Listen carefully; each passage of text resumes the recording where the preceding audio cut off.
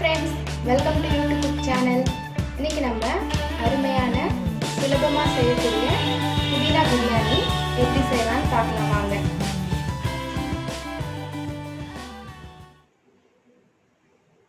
இப்போ குக்கர் சூடாயிடுச்சு. ஒரு 4 இருந்து 5 ஸ்பூன் ஆயில் ஆட் பண்ணிக்கலாம். கூடவே கோகனட் ஆயில் ஒரு 2 ஸ்பூன் ஆட் பண்ணிக்கலாம்.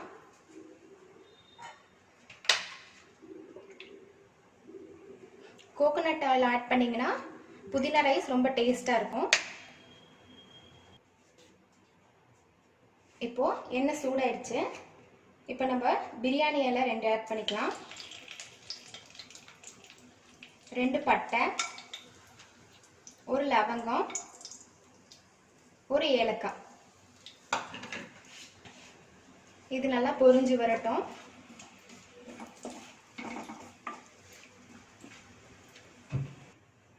இப்போ பொரிஞ்சு வந்துருச்சு. நம்ம 1 கப் ஆனியன் ஆட் பண்ணிக்கலாம். பெரிய வெங்காயமாக இருந்தால் 1 வெங்காயம் ஆட் பண்ணிக்கோங்க.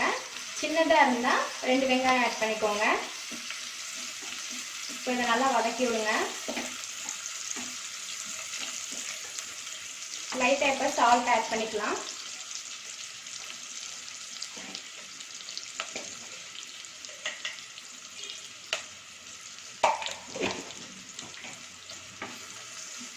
சால்ட் ஆட் பண்ணியாச்சு.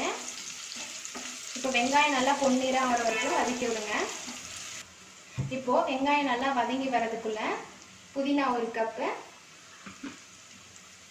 7 பல் பூண்டு, 3 பச்சை மிளகாய், 1 துண்டு இஞ்சி, இதெல்லாம் நம்ம மிக்சியில் அரைச்சி நல்லா பேஸ்ட்டாக எடுத்து வச்சுக்கலாம். பாருங்கள், இந்த மாதிரி நைஸாக அரைச்சிக்கோங்க. கொஞ்சம் தண்ணியாக இருந்தாலும் ஓகே. இப்போ வெங்காயம் நல்லா வதங்கி வந்துருச்சு. இது கூட நம்ம இதை ஆட் பண்ணிடலாம்.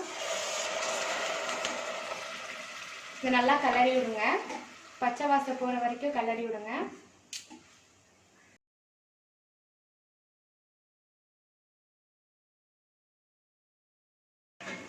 இப்போ 5 மினிட்ஸ் ஆயிடுச்சு. நல்லா பச்சை வாசம் போயிடுச்சு. இதில் இப்போது 2 ஸ்பூன் பிரியாணி மசாலா ஆட் பண்ணிக்கலாம். இப்போ இதை கிளறி விடுங்க.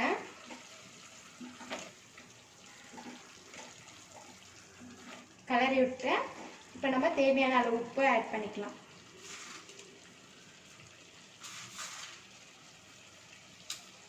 இப்போ திரும்ப கிளறி விடுங்க.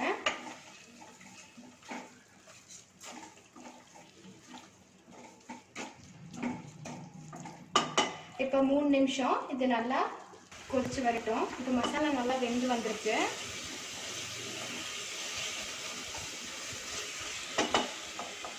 இது கூட நம்ம 2 டம்ளர் ஊற வச்ச பாஸ்மதி அரிசியை ஆட் பண்ணிக்கலாம். பாஸ்மதி அரிசி ஒரு 10 to 15 மினிட்ஸ் நான் ஊற வச்சு இப்போ ஆட் பண்ணிகிட்ருக்கேன். 2 டம்ளர் அரிசிக்கு 2 டம்ளர் தண்ணியே போதும் இதுக்கு. இது நல்லா கிளறி விடுங்க. இந்த டைமில் நீங்கள் உப்பு காரெல்லாம் செக் பண்ணிவிட்டு லோ ஃப்ளேமில் 2 விசில் விட்டு எடுத்தீங்கன்னா பிரியாணி ரெடி. இப்போ 2 விசில் வந்து ப்ரெஷர் ரிலீஸ் ஆகிடுச்சு.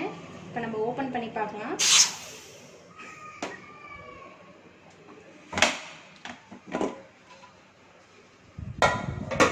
ஆஹா, சூப்பராக நம்ம புதினா பிரியாணி ரெடி ஆயிடுச்சு.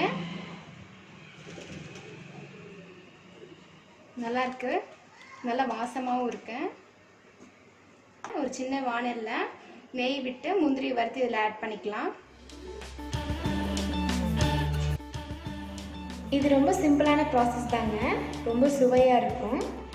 கண்டிப்பாக நீங்கள் ட்ரை பண்ணி பாருங்கள். லைக் பண்ணுங்கள், ஷேர் பண்ணுங்கள், சப்ஸ்கிரைப் பண்ணுங்கள். மறக்காமல் அந்த பெல் பட்டனை கிளிக் பண்ணுங்கள். தேங்க்யூ.